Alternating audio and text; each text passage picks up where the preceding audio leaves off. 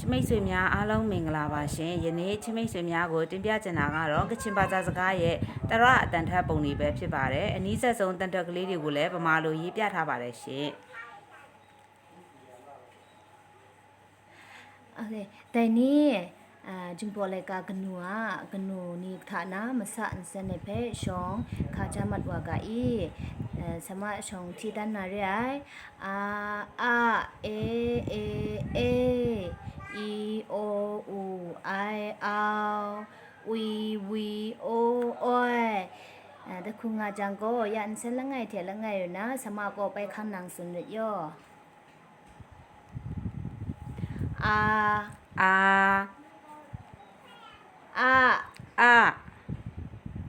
อ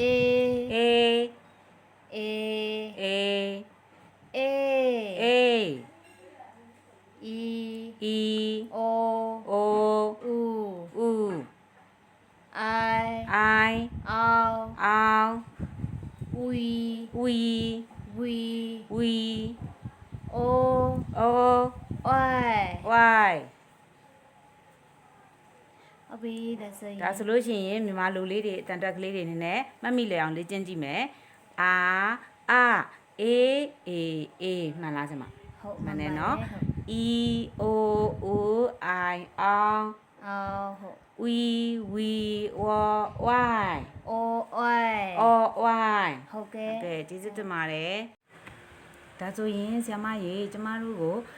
ယနေ့ဘီးတွေတရတွေအကုန်လုံးပေါင်းထားတဲ့ကချင်အခရာတွေအကုန်လုံးကိုပြန်လည်လေ့ကျင့်ကြရအောင်နော်ဟုတ်ကဲ့ပါဒါဆိုရင်တော့လိုက်ဆိုကြမယ်နော်ဟုတ်ကဲ့အာအေ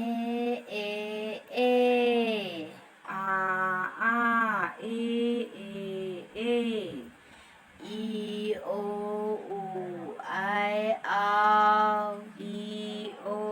u i ao we o oi ba bra bia cha ja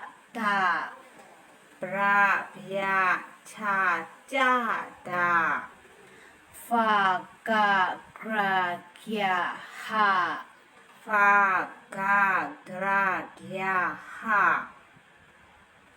ja ga gra kya kha kra kya la ma mya na nga nya pa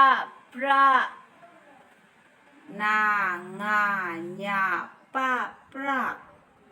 pya pha phra phya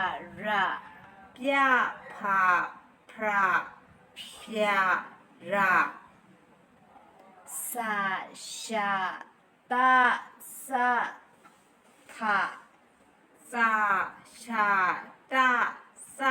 tha wa ya sa ဟုတ်ပြီကျေးဇူးတင်ပါတယ်ဆရာမကြီး